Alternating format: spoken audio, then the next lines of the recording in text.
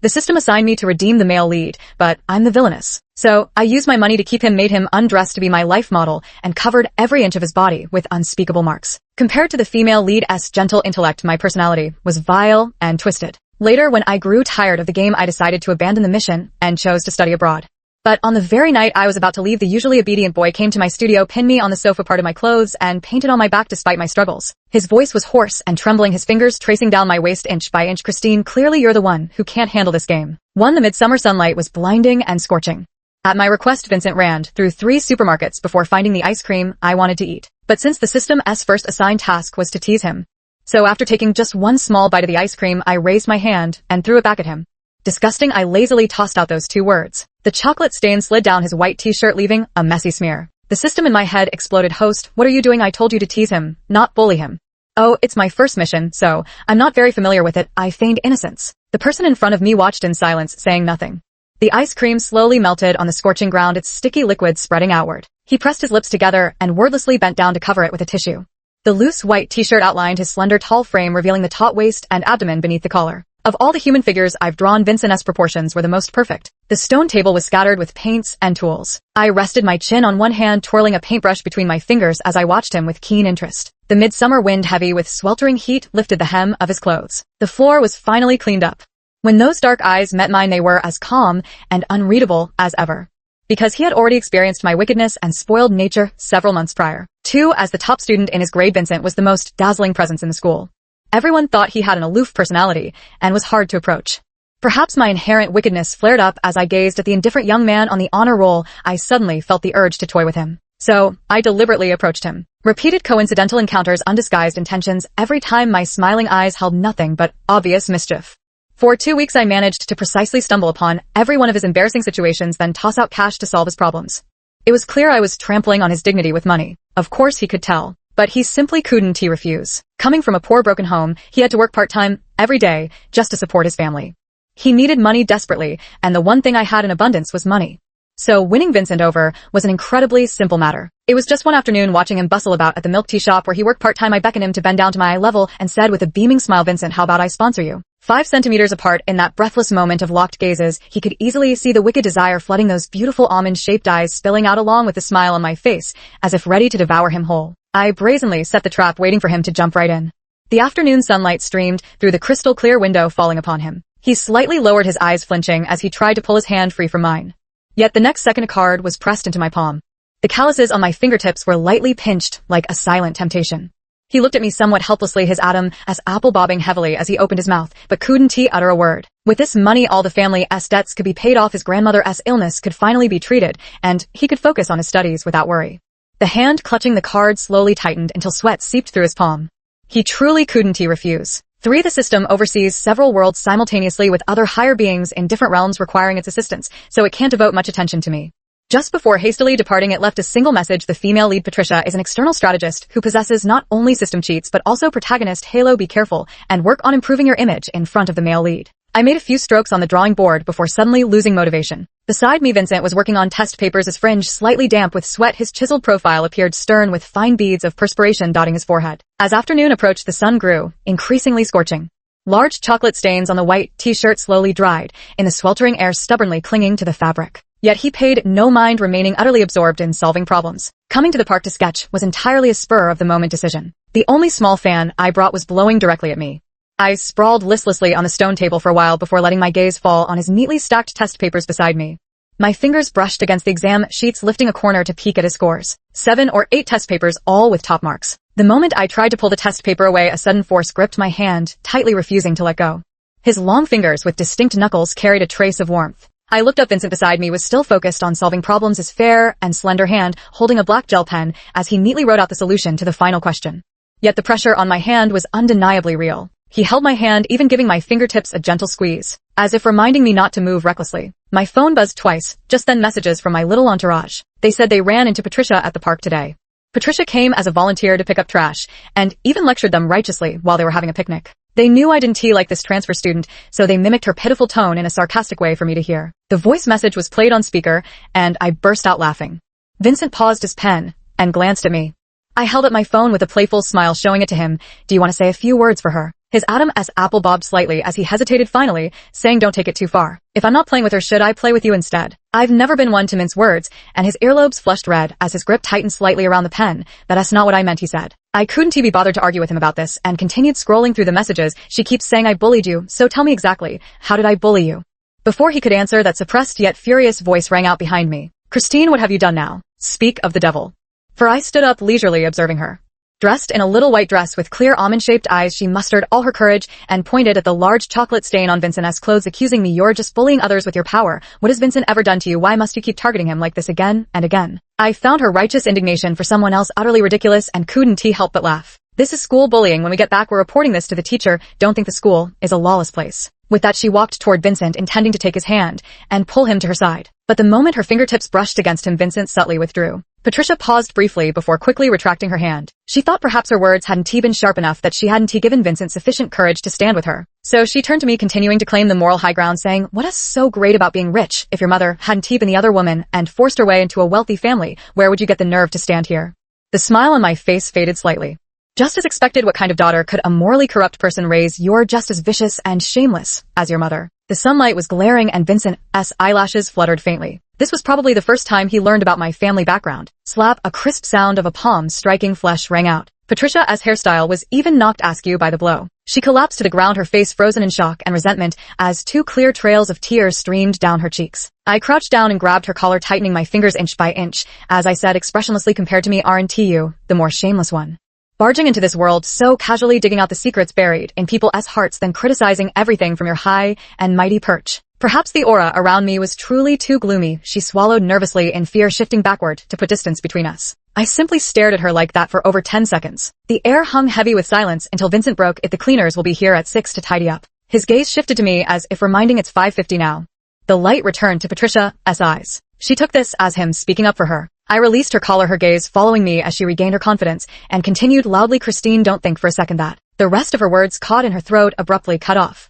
Because Vincent took hold of my hand. Pursing his lips, he looked down at the person before him with an unreadable expression, his face devoid of any emotion. Slender fingers silently, gradually intertwined with mine, clasping my hand tightly in a perfect fit. I suppose he was afraid I might strike again. I haven't revealed anything about my family to anyone. It seems Patricia's system wasn't just for show after all. The warmth from his palm gradually transferred over, yet I found myself inexplicably resistant. I simply shook off his hand, turned, and walked away, leaving only a cold remark, fix your own mess. When System 5 returned, it reviewed everything that had happened that day. The more it saw, the more helpless it felt. Host, if you keep behaving like this, the conquest mission will never succeed. The lonely night wind outside the window blew relentlessly, showing no sign of stopping. I stared blankly at the distant horizon where day and night met. When I remained silent, it continued, you're so stubborn. If you just pretend to be gentle and kind, you might actually succeed in climbing up. I blinked my sore eyes and uttered 2 words, don't want to. Why don't you want to? The system asked patiently. No reason. I buried my head under the blanket and yawned. The bedroom was covered with dark, twisted paintings, and the chill of the late night seeped in thread by thread. I was born into this world from the shattering of ethics and morality. My mother wasn't the other woman. She originally belonged to this family. She was just sent abroad first to avoid suspicion, then brought back later. That man told me to call him father, but I knew that was just a self-deceiving term. No matter how tragic others' childhood memories, maybe there are always moments of warmth. But I had none. I witnessed with my own eyes the whip landing on my mother's body, leaving streaks of blood. Heart-wrenching screams and lashings, helpless sobs, and torment at midnight. These terrifying, twisted, oppressive images have haunted nearly my entire journey of growing up. It wasn't until my mother passed away, until I grew up, until I picked up a paintbrush and revealed my talent, that I finally saw a glimmer of hope to escape this home. They say paintings are reflections of an artist's inner world. I've copied countless terrifying, twisted, and bizarre paintings, yet I could never capture Van Gogh's sunflowers. Some people are born to belong in the shadows. 6 after this incident, Patricia's little white rabbit didn't appear before me for several days. Vincent still comes to my studio every Friday to model for me. The afternoon sun was warm and scorching. A hot wind blew through, causing the potted green plants placed along the floor to ceiling windows to sway slightly, casting wavy shadows on the ground. I curled up on the sofa, painting my nails. When Vincent came in, he dropped his backpack and went to draw the curtains as usual. No need to pull, I lazily stopped him. Vincent paused his hand and turned to ask me, not painting today. I raised my hand to admire the freshly applied nail polish, curling my lips slightly. Of course I am. The vintage dark red hue made my skin appear even paler and colder. Then should I keep undressing his Adam as apple bobbed, slightly the tips of his ears tinged pink. This particular day each week was when Vincent drew the curtains most tightly. But that little white rabbit outside the window had come to watch several times already without seeing anything. It was rather pitiful. Since she wanted to look, he might as well let her see. Not yet, okay? He turned back to work on his problems, but had just sat down in the chair. I called out to him in a lazy drawl, "Vincent, come here for a second." "What is it?" The young man stood before me, blocking most of the sunlight behind him. "Paint my toenails for me." Her fair toes lightly tapped against his thigh. Half closing my eyes, I lazily curled up on the sofa and yawned. After a long moment, seeing he hadn't moved, I couldn't help but kick him, urging, "Hurry up." My ankle was gripped by his large bony hand. As if finally coming to his senses, he slowly crouched before me, visibly tense and awkward. He didn't apply it well. The result was uneven and patchy. I pulled up a few tutorial videos for him to follow. Fortunately, I was using peel-off nail polish, so I could just peel it off and start over if it didn't turn out right. Sunlight fell on half of his body, and the air in the studio gradually grew warm and stifling. I could feel the beads of sweat slowly forming in the palm of his hand. I narrowed my eyes, slightly keeping watch on the person outside the window, in my peripheral vision. "He still hasn't left." I beckoned to Vincent, signaling him to lean closer to me. "I have a secret to tell you." "Closer, even closer." I kept urging him to come nearer. Closer still. The tips of his ears were red enough to drip blood. His hands braced against the sofa as he stiffly inched a bit nearer to me. Closer until our noses touched, warm breaths spilling onto each other's skin. "What are you doing?" The words had barely left his lips when a dry kiss landed on them. Tiny dust particles danced in the air. His mind went blank for an instant, only when the sensation on his lips grew from light to heavy, gradually becoming damp. Did he suddenly snap back to reality? My peripheral vision kept constant watch outside the window. The shadow beneath the sun finally vanished. "Seems they've left already." With a satisfied smile, I nudged the person on top of me. "All right, go back to solving your problems now." He didn't move. His hands braced on either side of me, clenching tighter and tighter as he asked hoarsely, "What about the secret?" I lied, "There is no secret." As if he hadn't expected me to be so blunt, he froze briefly in surprise. I pushed at him again. "Get up." He remained motionless, his deep pupils hidden beneath lowered lashes, his apple bobbing slightly. The cacophony of summer cicadas rose and fell. Golden light spilled through the window. The boy's burning gaze shifted to my lips as he said in a slightly hoarse, earnest voice, "I want to kiss you."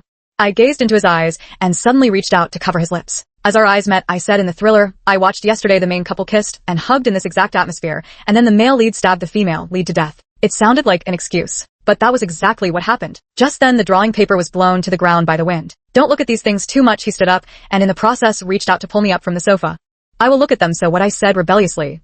He pressed his lips together and went along with my words, "Then you're amazing." Me. After the start of senior year, the school reorganized classes and Vincent was placed in the honors class. The system checked on me a few times only to find me drawing alone each time. It finally couldn't hold back anymore. "Don't you really want to become the female lead? Are you truly content with growing old alone? It's terrifying to have no one to take care of you in your old age." I nodded slightly. "As long as I die fast enough, no one will get the chance to take care of me." The system choked. I set down my paintbrush, examining the freshly finished painting, and said sympathetically, "System, picking me was your bad luck." The paint hadn't dried, yet beneath the golden hues lay boundless sorrow and desolation. The system let out a long sigh. "Do you want to know your ending?" "I do then. I want to tell you." "Humph. Me, never in my life have I encountered something so absurd." 8. As we stepped into the third year of high school, the atmosphere in our class became noticeably more tense. During that time, Patricia came to see me once, her words dripping with smugness. "Those who are meant to be together will inevitably end up together. It's destiny." She was referring to the fact that both she and Vincent were in the elite class, and were ranked first and second in our grade, jokingly called the perfect match of talented scholar and beautiful lady. The sunlight outside was rather glaring. I squinted slightly, raising a hand to shield my eyes. It had been a long time since Vincent and I last met. His grandmother's condition worsened, and he was busy taking care of her while also preparing for the upcoming mock exams. The last time he called me was at midnight. The studio was so quiet that only the ticking of the clock could be heard. I rubbed my sore shoulders and was about to turn off the lights and leave when the phone rang. Kristen, the voice on the other end, was hoarse as if exhausted from many sleepless nights, and upon closer listening it carried an uncontrollable tremble. I instinctively asked what's wrong. He didn't answer. The faint sound of howling wind and rain could be heard from his end. I'd been so absorbed in drawing that I only just noticed it was raining now. Torrential rain pounded against the windows. I stood up and walked to the window. The curtains were drawn open outside. It was pitch black, with only a single streetlight illuminating a disheveled young man standing beneath it. He wasn't holding an umbrella. His gaze was fixed unwaveringly in my direction. Amidst the curtain of pouring rain, his pale lips moved silently, forming words I couldn't hear. The voice on the phone was hoarse and rough. He asked, "Can I come to you?" I didn't even have time to close the windows, just grabbed an umbrella by the door before rushing down the hallway. The rain poured heavily, the cold wind carrying a biting chill. His entire body was drenched, the white t-shirt clinging tightly to his slender frame as he stood motionless in the rain. Beneath his pale face, a pair of dark eyes fixed intently on me, watching as I splashed through puddles toward him. "What are you doing standing here?" I wiped the rain from my face and held the umbrella over his head. His wrist was icy cold to the touch. When I took hold of it, the chill made me shiver. The hallway light was broken, not yet repaired. In the pitch-black darkness, only the warm yellow glow from the studio at the end remained visible. I shook the water off my umbrella and was about to move forward. The person who had been quietly following me suddenly pinned me against the wall. Before I could react, the boy's cold, damp body pressed against me. Then came his icy lips. He was trembling while shaking. He kissed me urgently in a chaotic and unmethodical manner. His arms around me tightened increasingly, as if coveting the warmth from my body. His cheeks were cold, his lips were cold, but his tongue was moist and scorching. I noticed his unusual state, tilting my face slightly to respond to his chaotic and reckless kisses. The umbrella fell to the ground. His hand moved inch by inch from my wrist to my palm, his fingers forcefully intertwining with mine, as if trying to grasp me with all his strength. Outside, the rain grew heavier, lightning streaking across the sky. He lowered his head slightly, burying it deeply in the crook of my neck. Moisture seeped through my shoulders in the utterly silent depths of night. With a slightly hoarse voice, he whispered to me, "She still couldn't see me get into university." In that lonely, cold, rainy night, it was a young man's endless self-reproach and guilt toward his family. I watched the lightning and thunder outside, feeling momentarily dazed. I remembered the little old lady who used to peel oranges for me with a smile in that hospital room. When did she pass? This morning his voice caught in his throat, and without another word, he held me tighter. On an utterly ordinary morning, the little old lady closed her eyes forever. Carrying the death certificate issued by the hospital, he went to the funeral home to complete the cremation paperwork, then sat alone on a park bench the entire day. Staring blankly at the cloudless azure sky, watching the blood-red sunset, observing night's descent, he was suddenly overcome with an urgent need to see me. So he came through the rain, seeking comfort through the most extreme physical intimacy. There was a shower in the art studio, so I casually found him a set of clothes and told him to go wash up. The sound of rushing water echoed from inside. The black phone on the desk began to vibrate. I had bought this phone for Vincent to make communication easier. An incoming call with no caller ID. He hadn't set a password. After swiping to unlock, I saw 8 missed calls and 22 text messages, all from the same person. The messages were filled with concern and worry, asking about his grandmother, how he was doing now, and if he needed any help. "Vincent, everything will get better. I'll always be here for you." Followed by a little sun emoji. I immediately guessed who it was. It did seem like warm, powerful comfort. But in what capacity was she doing this? Vincent never replied to any of the messages. The next call came through immediately after. I pressed the answer button. A girl's choked sobs came through the line. "Vincent, where are you right now? I'm really worried about you. Can I come find you?" Just at that moment, the shower door opened. Vincent emerged wearing pajamas that were slightly too short for him, his hair dripping wet, his long, thick lashes framed dark eyes that held a trace of vulnerability and dependence. When they met mine, subtle but unmistakable. The girl on the other end of the phone sneezed several times, her voice trembling from the cold. "Vincent, the rain is so heavy I can't find you." He finally noticed the ongoing call. I raised an eyebrow and handed him the phone, signaling for him to say something. But unexpectedly, he simply pressed the end call button. "I don't know where she got my number from." This was his way of explaining it to me.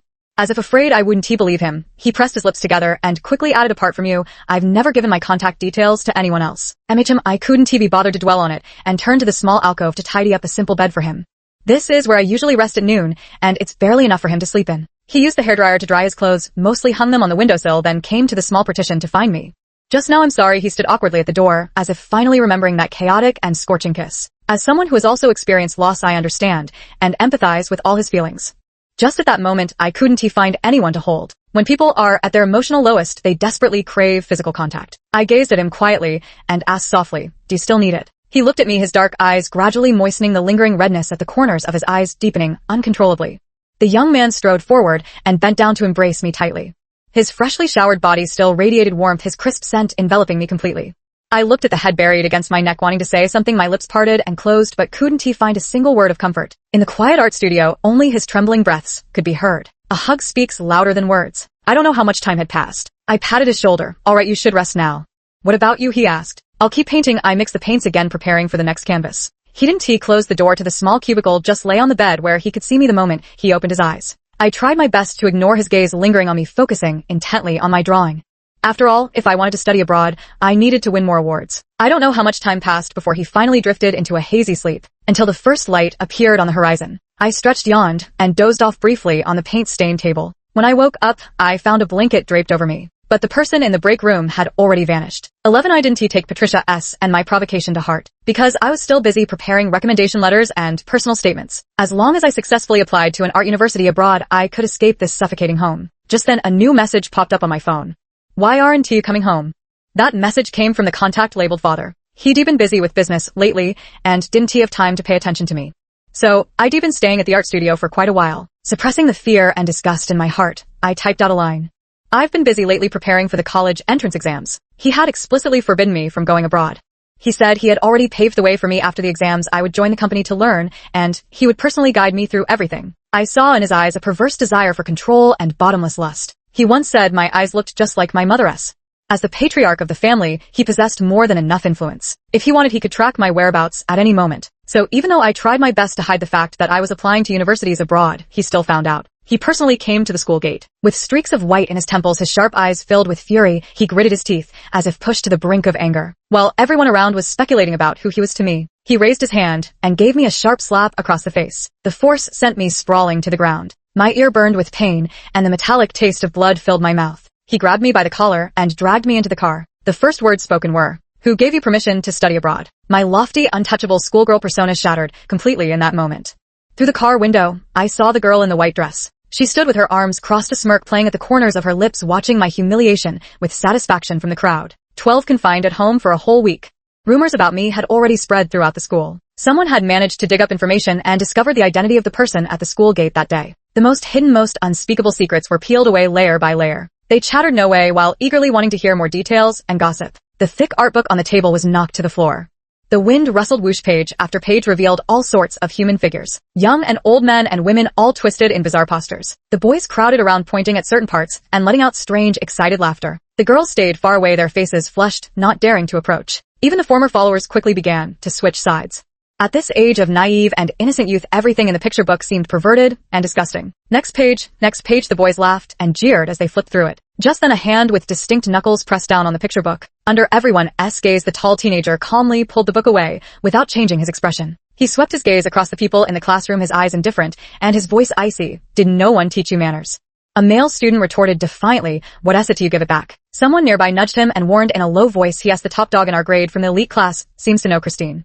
The classroom atmosphere instantly froze. The school bell rang right on time. The boy glanced at that empty seat, then turned and walked out the door. 13. This gossip about me gradually reached the ears of other family members. In wealthy families, schemes and intrigues are all too common.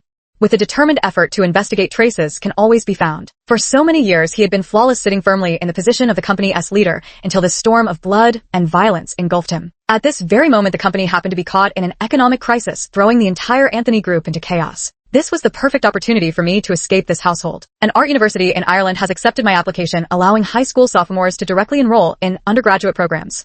I stared at the white ceiling, raised my hands, spread my fingers, then clenched them tight. The freedom I had yearned for through countless days and nights was finally about to fall into my grasp at this very moment. At 14, I returned to school once more. A movie was playing in the classroom, and the female lead wore a faint smile as she delivered her line. "No one would love me after truly knowing me." The classroom was draped with heavy curtains, the screen's light flickering on and off. The classmate in front noticed me first. Then came the front rows and even further forward until the entire classroom was involved. One by one people turned their heads, countless gazes falling upon me, disdainful, mocking, arrogant, amused, even some boys whistling and making vulgar jokes, sparking waves of laughter. Unable to bear it, I lowered my eyes and quickened the pace of gathering my books. Fortunately, there wasn't much to pack, and it only took a few moments to stuff everything into my bag. But that sketchbook was gone. I rummaged through every drawer and the entire desktop, but still couldn't find it. Another wave of laughter erupted in the classroom. Unable to make out what they were saying, I suppressed my rising irritation, pushed back my chair with a shove, and walked straight out of the classroom. 15. Patricia cornered me at the stairwell. She looked me up and down with a hint of arrogance. "You haven't been to school these days, so you probably don't know Vincent and I competed in the math Olympiad together and won an award." I walked past her without stopping. She froze for a moment, then caught up to me, boasting we've even agreed to attend the same university.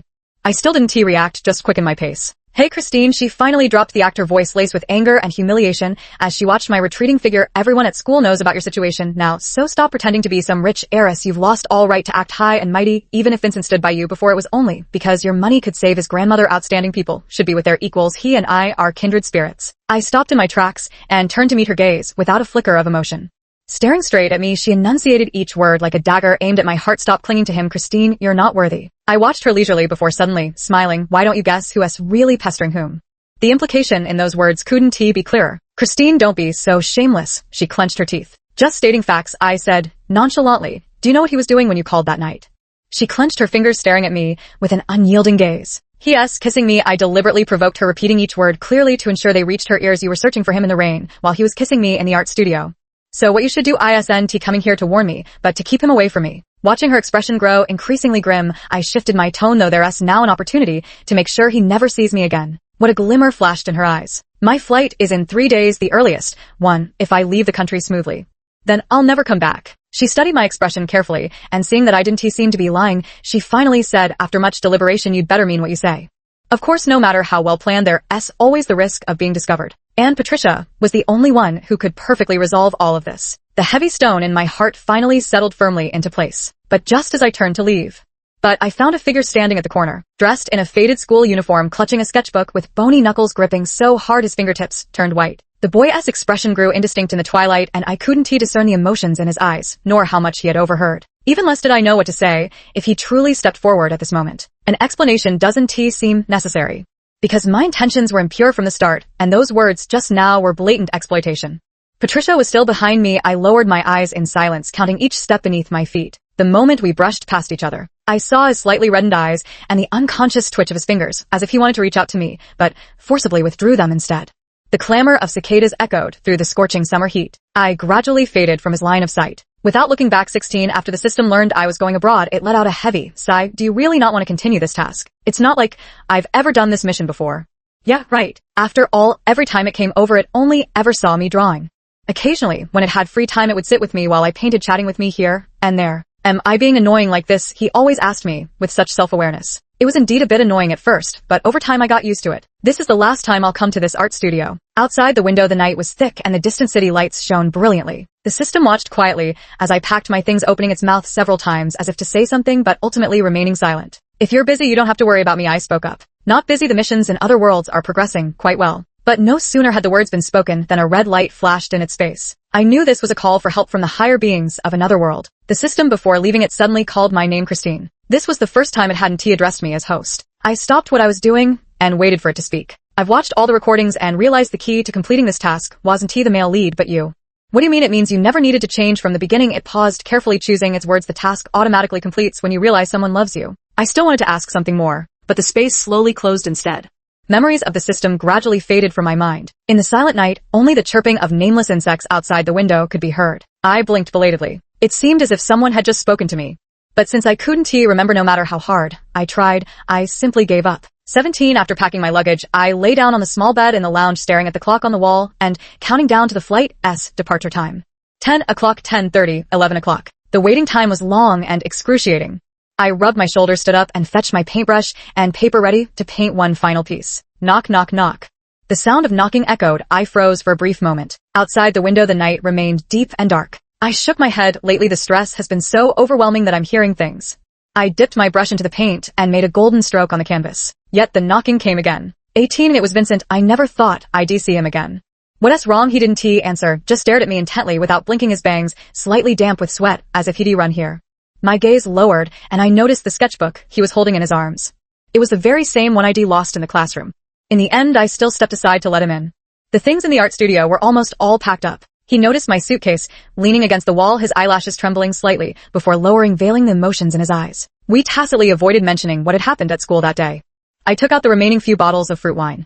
The alcohol content is low, with a slightly sweet taste. I usually drink a little when I lack inspiration. This wine is quite expensive. I couldn't take it with me, and was worried about how to deal with it. Perfect timing. You can take it and sell it. Outside, the moonlight was like water with the curtains undrawn. Its cool, clear glow fell upon the windowsill. His gaze remained fixed on my profile, and after a long while he finally asked softly, will you come back? The evening breeze drifted in through the window, carrying a hint of coolness. His voice was very quiet, almost unreal in the hazy depths of the night. My hand paused briefly before I lowered my eyes and continued pouring the wine. No. This was the expected answer.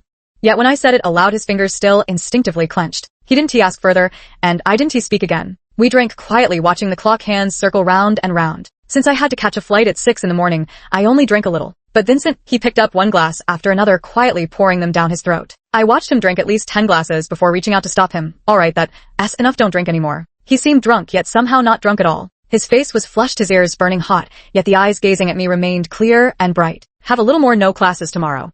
Took leave. Oh, I didn't stop him again. The closer we got to this moment, the more I feared facing him when he was sober. Drunk is fine. When you're drunk, you don't have to think so much. 19. The painting before me was only half finished. I added a few strokes, but felt increasingly uneasy. The gaze fixed on me burned unbearably hot. At first it was restrained and silent, but later grew bolder and more brazen. The boy stared at me unabashedly, as if trying to imprint every expression and movement of mine into his eyes. I painted somewhat absent-mindedly. When I hastily finished the sketch, I noticed he was still drinking. Only 2 bottles of fruit wine remained on the table. I finally realized something was wrong. Hey, stop drinking. He was indeed getting quite drunk. His moist eyes were misty, with unshed tears staring at me unblinkingly. Just as I approached him, he suddenly reached out and grabbed my wrist, pulling me forcefully. I was yanked down and fell into his embrace, completely enveloped by him. The quiet and reserved boy from moments ago now held me tightly in his arms. His strong arms wrapped around my waist, firmly locking me in place. Christine, his voice was hoarse with emotion. I thought he was going to say something to make me stay. But after a long wait, he remained silent. He just buried his face in the crook of my neck, breathing deeply and longingly, as if trying to commit my scent to memory. The scorching breath sprayed against my skin, our bodies pressed close, the powerful heartbeat thudding rhythmically. All those restrained and deeply buried emotions turned into restless kisses falling densely behind my ear. Vincent, I pushed him with unsteady breaths. He abruptly released me, just as I was standing there in a daze. He stood up and brought over my paintbrushes and palette. I instantly realized what he intended to do. But before I could even get up, he pushed me back down onto the sofa. Hey Vincent, stop drawing. He lowered his gaze, his long curled lashes, slightly damp, staring at my lower back, completely ignoring my words. My legs were pinned down, leaving me unable to resist at all. So I had no choice but to give up and try to convince myself. I've drawn on him so many times before, letting him draw on me once is no big deal. The tip of the paintbrush lifted my clothes. The paint felt slightly cool against my skin, making me shiver faintly. The night was cool. Clutching the hem of my clothes, ignoring my burning earlobes, I buried my face in the sofa. 20 to be honest, although Vincent had never studied painting, those who excel academically tend to be good at everything. From the way he applied the brush and the direction of his strokes, I could faintly guess he was painting a flower. After finishing, he examined it for a moment, kissed my back, threw down the brush, and leaned down to embrace me. Vincent, I called out tentatively. He seemed to have heard, yet also seemed not to, merely closing his eyes and murmuring softly to himself. I leaned in to listen. He was whispering, she'll come back, right? It wasn't a plea for me to give him an answer, more like he was trying to convince himself. I felt my heart twist painfully. Why do you want me back? I heard myself ask. Perhaps the alcohol was taking effect, or perhaps he was truly exhausted. In the quiet room, the only response I received was his long, even breathing. The paint was water-soluble. It washed off easily. I closed my eyes, feeling the rising steam in the bathroom. When people are at their loneliest and most helpless, they always think of the person they rely on most. Perhaps it was because I gave him money, or perhaps because I arranged for his grandmother to be admitted to the best hospital. Everything happened simply because I happened to be there. I exhaled deeply, convincing myself he would have better choices to rely on, and I would start a new life in another city. 21. Before leaving, I took that thick sketchbook with me. The person on the sofa was still asleep, though somewhat restlessly.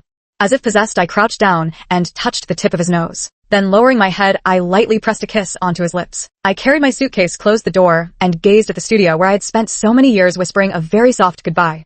On the plane, I discovered a bank card tucked inside the sketchbook, along with a note. This is the money left from Grandma as treatment, plus some of my scholarship. The password is your birthday. Christine, have a safe journey. The handwriting was elegant and familiar. He had accepted the fact of my departure since that day. Last night, he didn't come to persuade me to stay, he only came to say goodbye. Now he returned most of the money to me. Consider it settled. I blinked my sore eyes. The plane flew away from the city's skyline. This ambiguous relationship finally came to an end at this moment. 22. The weather in Ireland has always been pleasant. The trees cast lush shade beneath a clear, bright sky. I changed my phone and severed all ties with my past. Here no one knows about my unsavory history, nor will anyone look at my sketchbook with judgmental eyes. My teacher is a locally renowned painter who praised my work profusely upon first seeing it. He admired my restrained painting style and also favored my somber color palette. All truly great painters begin with imitation. Encouraged by him, I didn't limit myself to copying those bizarre and distorted paintings, but started emulating Van Gogh's works. You must fill your brush with hope and love, he told me.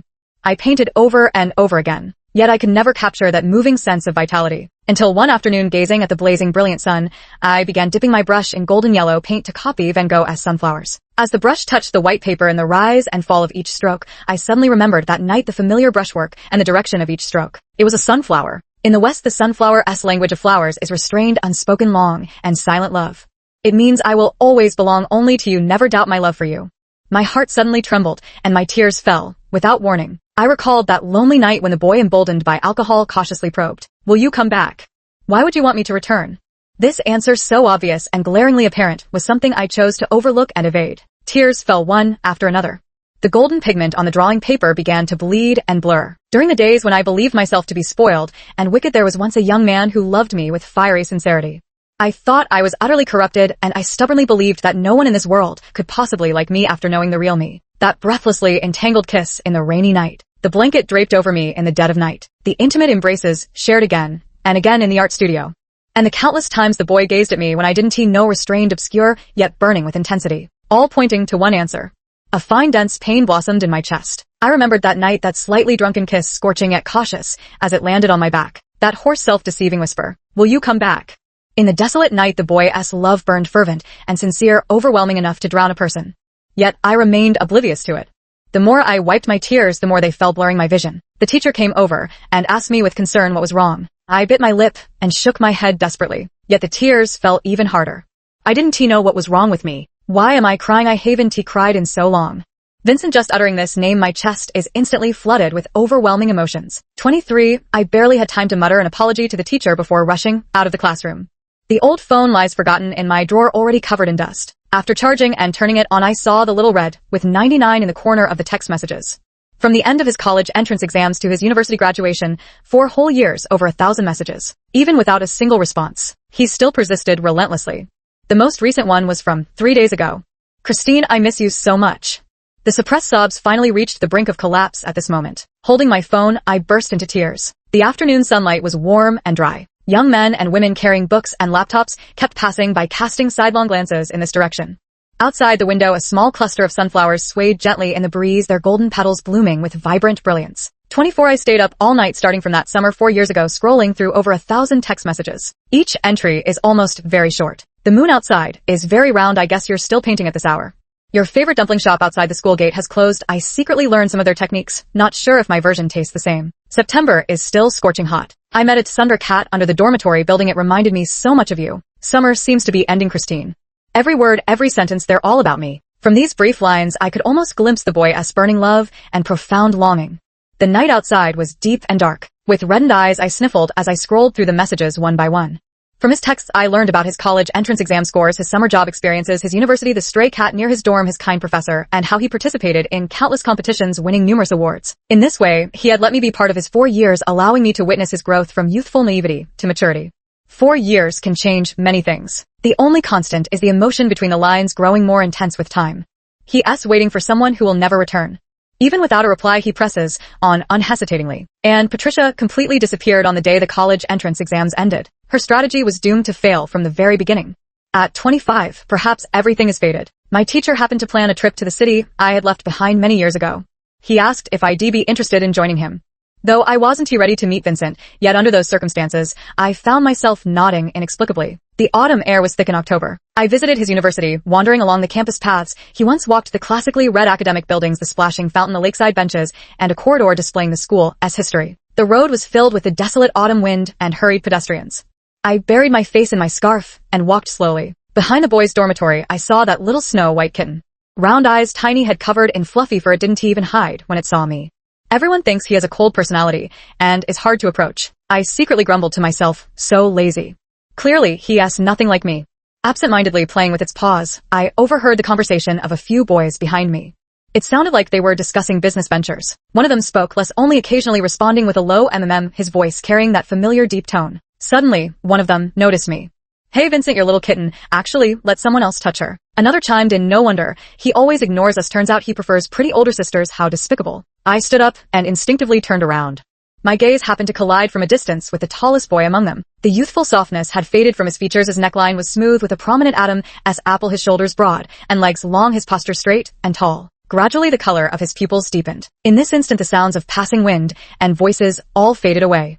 Amidst a sky full of golden fallen leaves, only the deafening heartbeat between them remained. "Long time no see, Vincent." I took a deep breath, pulling off my scarf to reveal a smiling face. The next second I was pulled into a burning, unyielding embrace. "Christine," his voice was hoarse and trembling.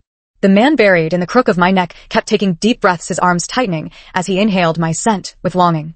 The person whose breath once intertwined with mine in youth. When we meet again, after long separation, the body remembers more keenly than the heart. I held him tightly in return. Golden ginkgo leaves drifted from the treetops, swirling before settling on the ground. This profound emotion finally met the ending the boy had yearned for, day and night arriving in this autumn. The end.